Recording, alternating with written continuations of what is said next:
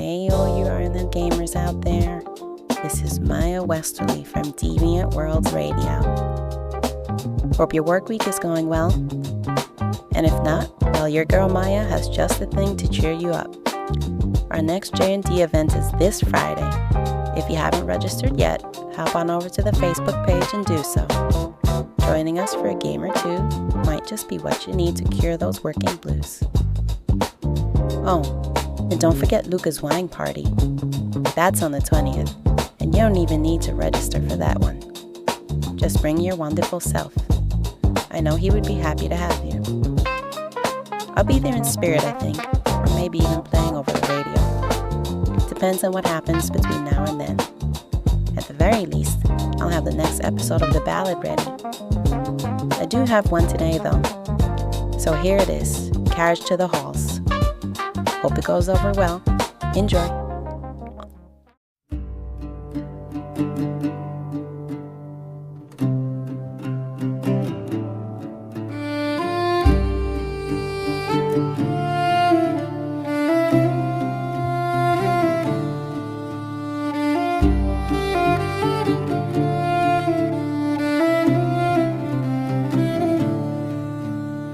Have you heard the tale of young Cheese and Worf?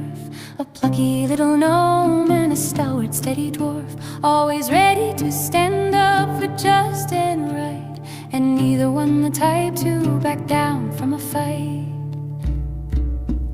Well, one day Cheese and Worf were drinking in a bar, and in walked the cleric traveling from afar, worry and trouble clear on his face, and young Chase asked him the reason for his haste.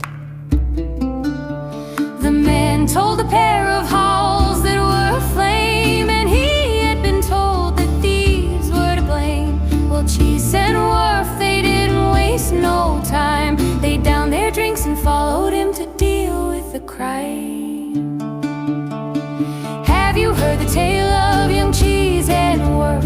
A plucky little gnome and a stalwart steady dwarf, always ready to stand up for just and right, and neither one the type to back down from a fight.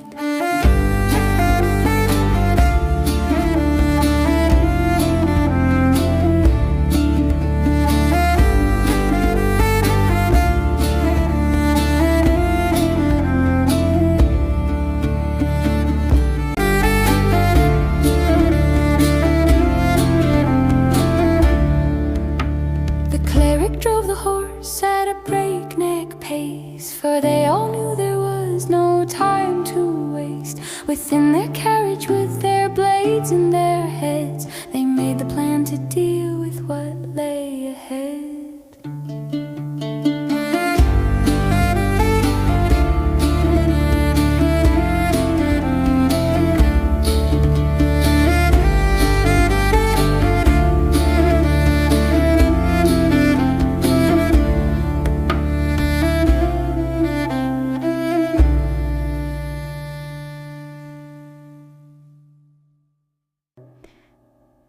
Unacceptable. This was completely unacceptable. Chisere had been hoping for a relaxing night listening to Mon, but oh no, whatever gods considered her their playthings couldn't have that. This was despite her having gone through all the trouble of sneaking the magic of a Benabald out of the private stacks of the halls. She refused to use the word forbidden. It had no business being in the same sentence with knowledge. She had been so looking forward to reading it. She had even brought Worf along, mostly because he needed a time off.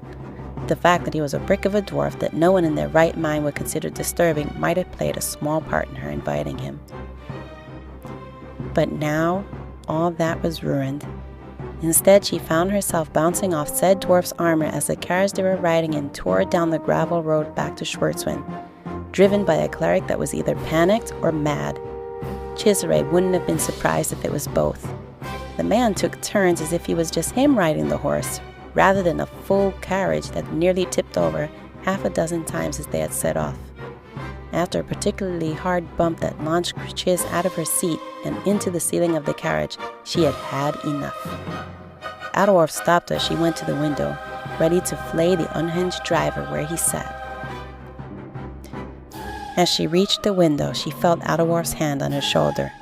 "Are you mad?" he said. "Hold on to something. You go out there and you're likely to get run over." "He's gonna get us all killed driving like this," Chisare complained.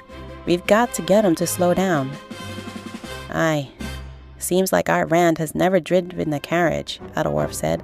"Let me." He banged the butt of his axe on the side of the carriage before leaning his head out. "Slow it down, lad," he yelled. "You'll kill us all before we can even get there."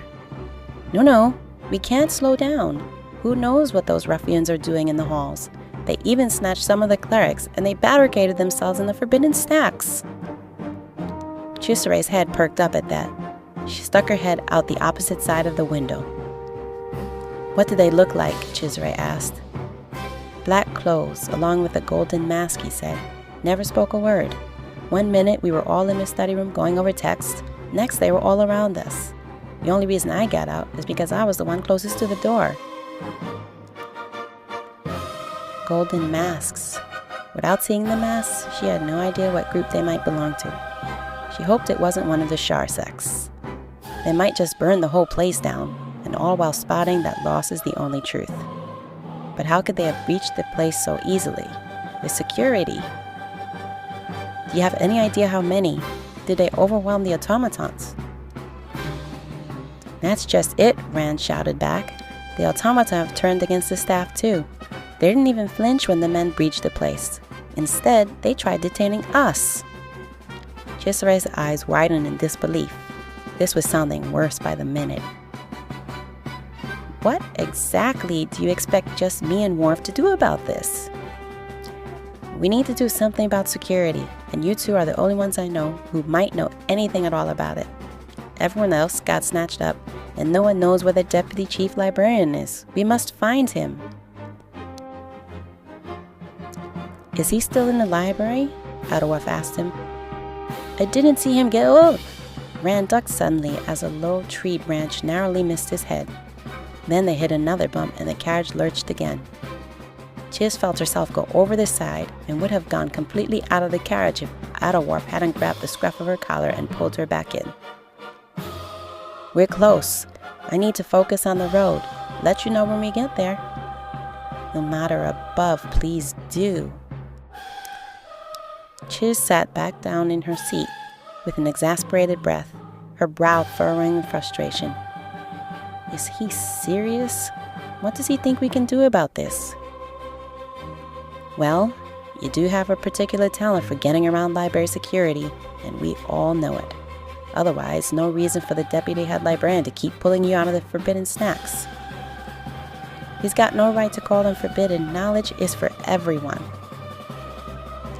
"Then I think the clerics got the right idea, because unless we figure out what those men are doing in there, it may not be for long.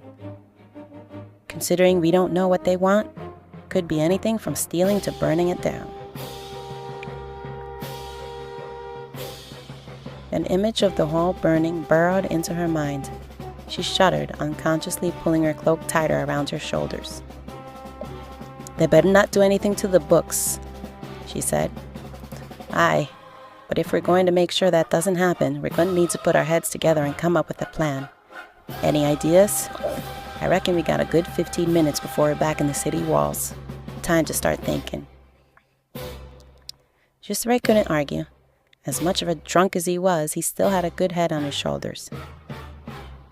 As they planned their own breach of the library, she thanked Amada for about the 100th time she had thought to bring him along. Looking out the window once more, she could see the walls of the city slowly coming into view. No smoke above the city. Not yet. They had to hurry. And that's it for today. I hope you enjoyed it.